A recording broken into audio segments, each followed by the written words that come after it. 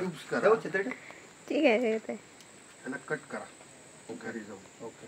व्यवस्थित चौकोन छोटे मोठे कसे काय? एवढे एवढे छोटे छोटे पनीर.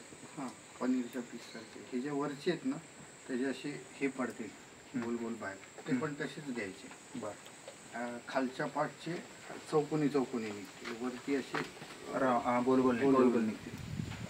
यांना पाण्यात टाकायचं. ओके. भांड्यामध्ये उकळवायचं. उकळी येईपर्यंत उकळवायचं त्यांना. ही प्रोसेस 3 वेळा रिपीट करायची. म्हणजे उकळी आली की पाणी फेकून द्यायचं, नवीन पाणी घ्यायचं, परत उकळी येईपर्यंत ठेवायचं. परत उकळी आली की थर्ड टाइमच्या ह्याला त्यात खडे मीठ टाका बरोबर. ओके. आणि त्या खडे मिठाचं पाणी पण फेकून द्या.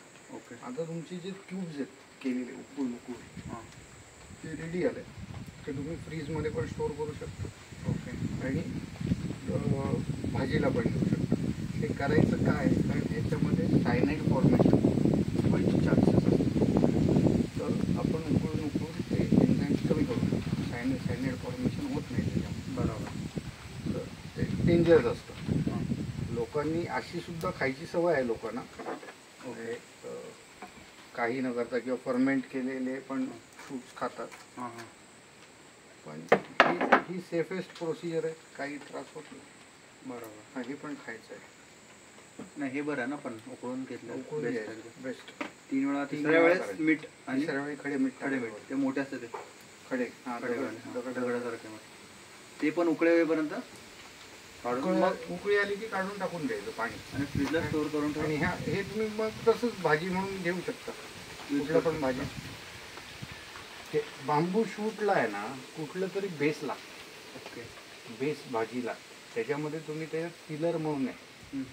काही न्यूट्रिशियस व्हॅल्यू खूप हाय आहे, पण तुम्हाला तो फिलर म्हणून घालायचं आहे. नुसती बांबूची भाजी नाही बनत, ते मजा नाही येणार तुम्हाला. अच्छा. बेसिकली हे चावून खायचं असतं.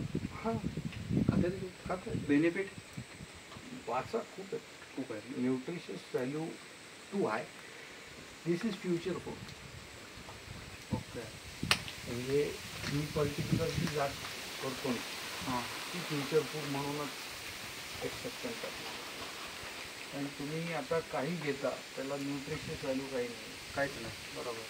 तो 2016मध्ये रिसर्च पेपर पब्लिश झालेला आहे की ड्राईड बांबू शूटची पावडर बेकरी आयटम म्हणून मिळते. फोर्टिफाईड राईसमध्ये की तो न्यूट्रिशियस व्हॅल्यू वाढवून मुलांना वगैरे किंवा ह्याच्यात रेशनच्या दुकानात